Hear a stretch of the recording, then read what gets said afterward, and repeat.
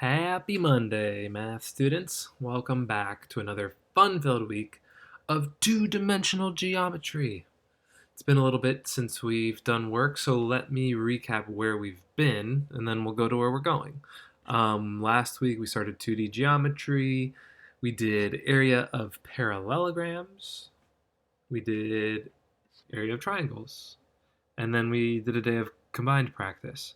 Um, Highly suggest that you are keeping, if not like actual notes, at least keep a running list of your area of two-dimensional figures formulas. Keep a list of the formulas so that you can easily reference them, and if you've written them down and write them down and look at them and continue to use them, they'll become more familiar to you and it'll just be second nature, which is kind of one of the goals. Anyways, now we are going to go back to parallelograms a little bit.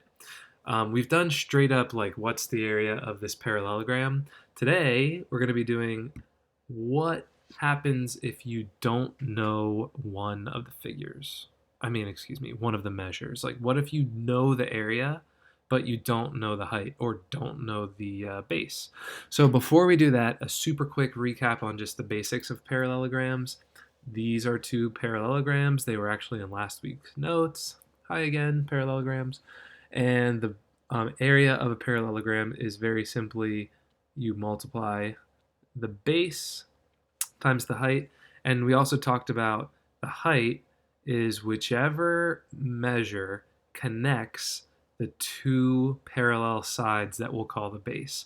So if in this figure we had a straight line that was connecting that top side to the bottom side, then we would know that, this is my base, or this is my base. Similarly, if we had a straight line that was connecting these two sides, then this would be the base, and this would be the base, because the straight height is connecting the two bases. So pay attention to where that line is. Anyways, without further ado, let's go on to the missing measure problems. I'm going to go over a couple examples and hopefully that'll get you off on the right foot for today. So example 1 should look familiar. It's that purple parallelogram from before. Reading the problem carefully. Find the missing measure if the area is 168. So if you go to your area formula, this time I'm not looking for A, I know area. What I'm looking for is actually the base. I don't know the base. The base right now is a question. I know the height, that's 14, and I know the area, that's 168. So the way that I would recommend you approach this problem, especially because next year in 7th grade, much of the math is algebra based, try to solve these problems and set up these problems algebraically. Sure, there are other ways to do it, but since you're heading in the direction of algebra, this is a great way to practice your solving equations, which we've done before. So we know the area is 168. We don't know the base, but we do know the height. The height is 14. So it's 14 as the height times some unknown base. Well, if you can remember from last unit, when you have an unknown thing, a variable in an equation, you can solve for it by doing inverse operations. So the inverse of 14 multiplied by b is to divide by 14. 14 divided by 14 cancels out. Inverse operations cancel each other out. And whatever you do to one side of an equation, you must do to the other side to keep it balanced, as if it were a balance like a scale. We talked about that in my class. So to finish this problem off, you're going to, on the left side, divide 168 by 14, and you should end up with the base being 12 inches. So the missing measure in this figure is a base that is 12 inches long. And the way that I solve this problem is by using inverse operations and by setting it up algebraically. If you'd like to do it a different way, please show what you are doing. Many of you are doing a fantastic job of showing your work when you submit your day's work. Not all of you are there, though you should be. Simply giving an answer is not good enough. I want to see what you're doing, how you're doing it, and whatever you're doing to get that answer, show it in some capacity. So show your work. going on. Let's do one more example together. It's helpful to see stuff worked out. So in this, we're finding the missing measure if the area is 34. So let's start off with our formula. Area equals base times height. In this problem, I know the base is 4, but I do not know the height, the straight measure from the top down to the bottom. So the height, don't know it. I'm going to fill in what I do know. The area is 34, the base is 4, and the height is unknown. 34 is equal to 4 times h, 4h. Well, same as last problem. Inverse of times 4. What is happening? Let me try to undo that. All right. Opposite of times 4 is divide by 4. And whatever you do to one side, you do to the other. So to finish this problem off, you're going to be dividing on the left side, 34 divided by 4. If you sat and did that work, hopefully you'd come out with a nice round number of 8.5, 8.5. So the missing height of this figure is 8.5 feet. Final answer. Cool. So to finish this off, what we're going to do is I'm going to look at a couple word problems with you.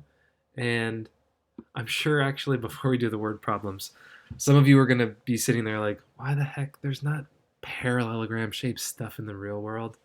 Well, I've got an answer for you doubters out there. If you would turn your attention to the building on your screen, this is a real building. This is located in Hamburg, Germany. And if you can see, it's a lovely, lovely parallelogram shaped building. It's pretty cool. Here's another view of it. This is an office building that was designed and completed in 2006, I believe. And if you don't believe me and want to Google it and learn more about it, it's called the Dockland in Hamburg, Germany. It's kind of cool, and it's a parallelogram. It's awesome. And there's more of them out there, but I figured I'd show you one just to, I don't know, give you some cool facts for a Monday. The Dockland in Hamburg, Germany, a parallelogram-shaped office building. Kind of cool. Back to our word problem. So the area of this parallelogram-shaped forest, and in case you're having trouble seeing it, I'll try my best to outline it for you. It's like this. Okay. The area is 99,000 square yards. What's the length of the deer trail?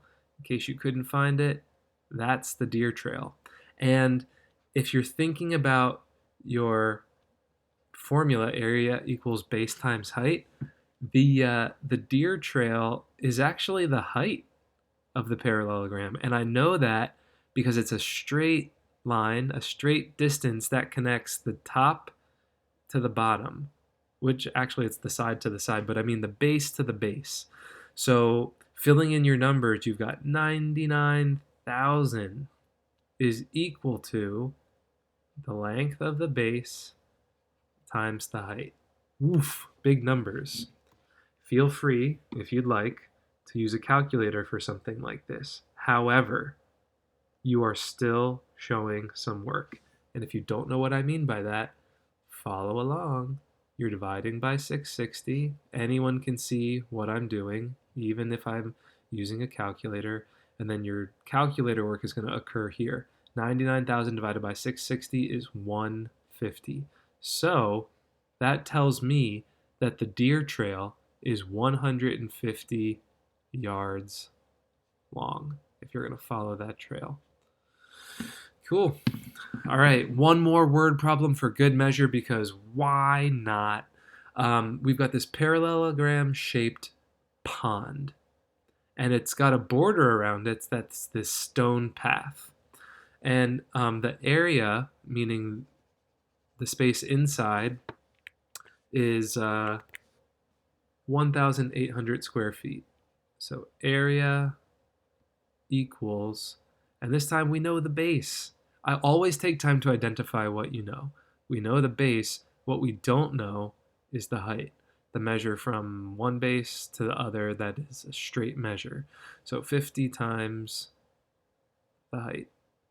So for this problem, again, your inverse is to divide by 50, and whatever you do to one side, you do to the other, and you're going to finish this problem by doing 1,800 divided by 50. If you do that correctly, you should find that the length of the bridge, this brown thing that we're calling the height, the bridge, is 36 feet. A 36-foot bridge connects one side of the pond to the other.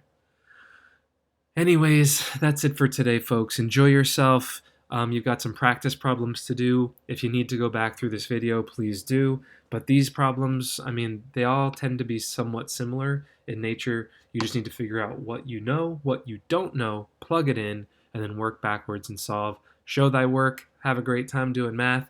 Happy Monday!